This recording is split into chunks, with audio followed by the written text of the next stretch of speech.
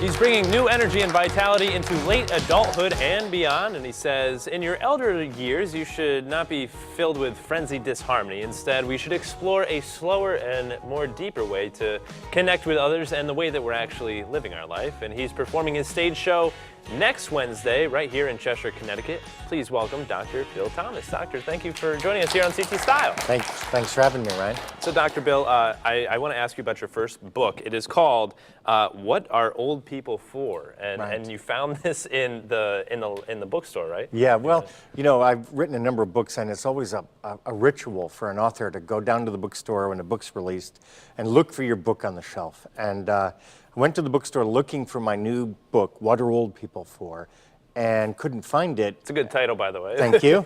And the staff directed me to the death and dying section. Oh, there you go. That's very appropriate, I guess. I knew I had some more work to do. More work to do there. And your career is as a geriatrician. Yeah. And you sort of transformed now to doing a lot of public speaking about the topic of aging. And it's something that many people don't really discuss. So let's talk a little bit about the first thing that you're kind of preaching here, per se.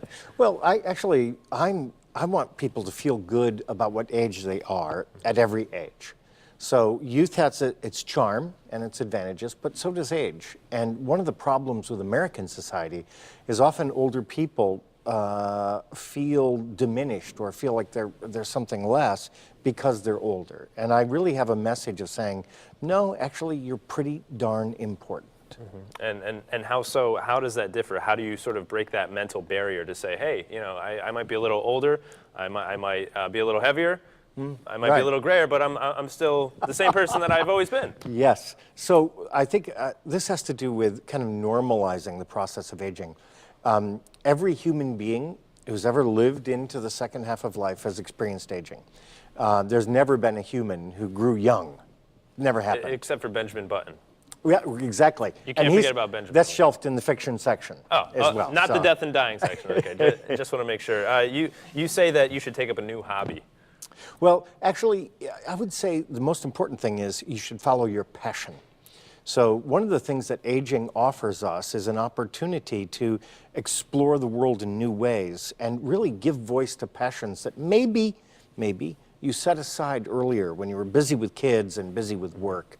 So aging is a time of exploration. So how does somebody say they're a little bit older and they have those passions? Let's say it's painting or it's something like that. How do you sort of get reignited and back into one of your passions?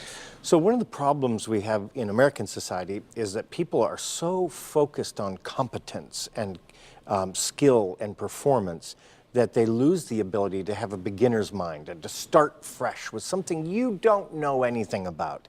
And what we do in our work is really encourage people to embrace incompetence, embrace beginnings, embrace possibilities, because they are an important part of aging. This is kind of interesting as well. You talk about organizing a sagging party. Actually, I would call it a croning ceremony. Oh, yeah, okay. It's okay. Very similar. Oh, okay. Yeah. I can tell you're an expert. Yes, in this. I am an expert in the sagging parties, I guess. So, a croning ceremony, which is really about where older women come together and sort of honor each other for their wisdom and their age.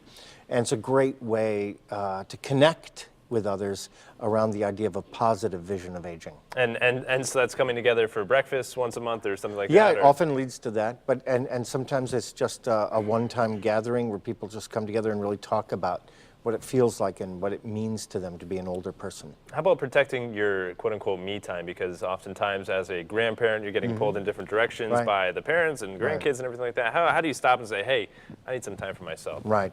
Actually, one of the best things about aging is that older people are better at saying no than younger people.